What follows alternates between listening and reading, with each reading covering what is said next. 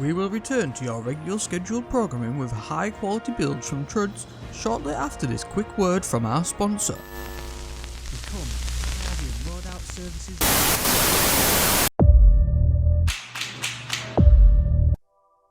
Hello everyone, it's Truds here and welcome to another Destiny 2 build video.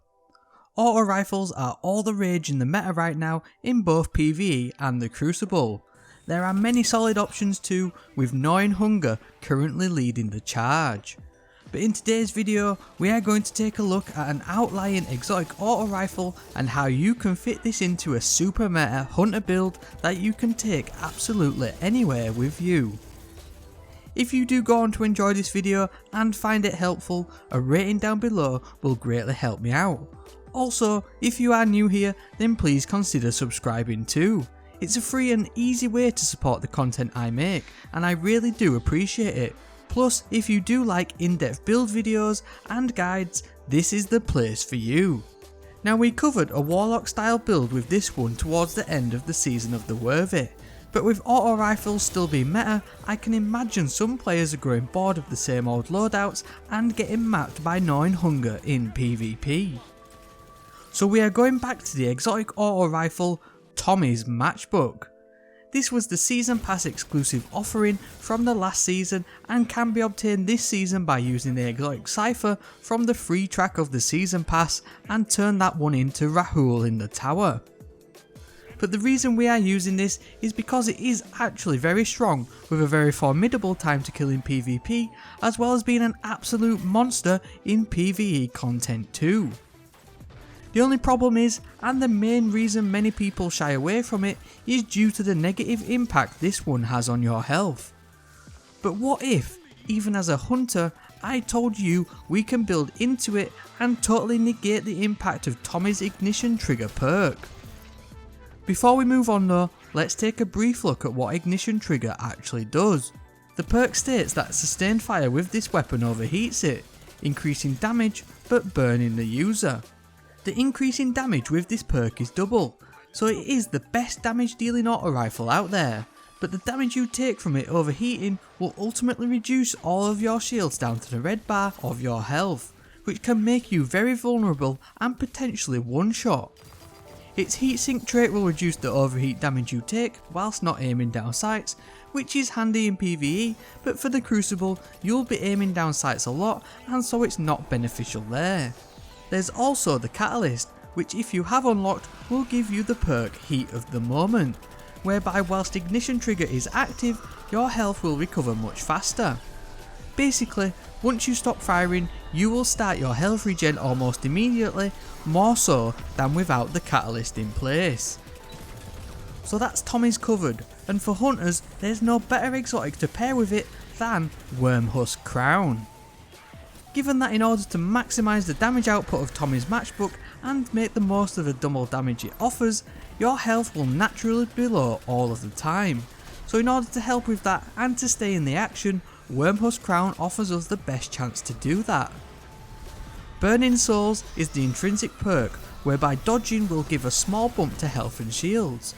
It's a very useful exotic and you probably won't go 2 seconds in Destiny without seeing a hunter wearing it. So that's all good, but it's just a basic build and you know we don't do that here on the channel. So on that, let's take a look at the mods that you can use. Now we're going to be using multiple Charge with Light mods in this one, and the main one we will be using is Protective Light. This is a Dawn Armor mod which costs 2 Void Energy. This mod is probably one of the best Charge with Light mods in the game and is especially useful for high level endgame content including Master Nightfall ordeals, contest modifier raids and solo dungeon attempts. Whilst you are charged with light, you gain significant damage resistance when your shields are destroyed. This effect consumes all stacks of Charge with Light, with the more stacks consumed, the longer the resistance lasts.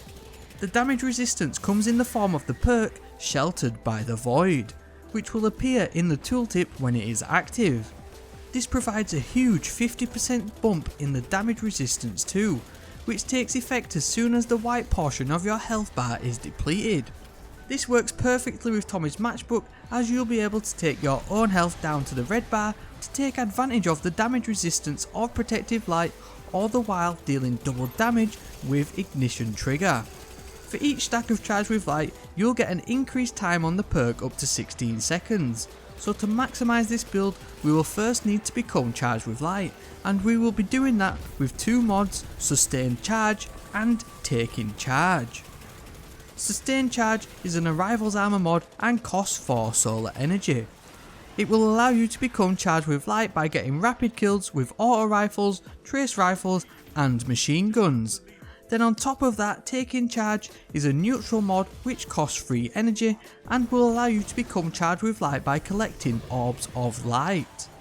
These two mods work very well together because you'll be able to get multi-kills with Tommy's, which will make you Charged with Light automatically, but this will also produce Orbs of Light if you have the catalyst completed, therefore doubling down on this. The last mod we will be using is the new Arrivals mod, Supercharged. This mod costs 5 solar energy and will allow for an additional 2 stacks of Charged with Light, which in this build will allow us to get a 4-time stack of Charged with Light and therefore maximise the uptime of the Protective Light mod.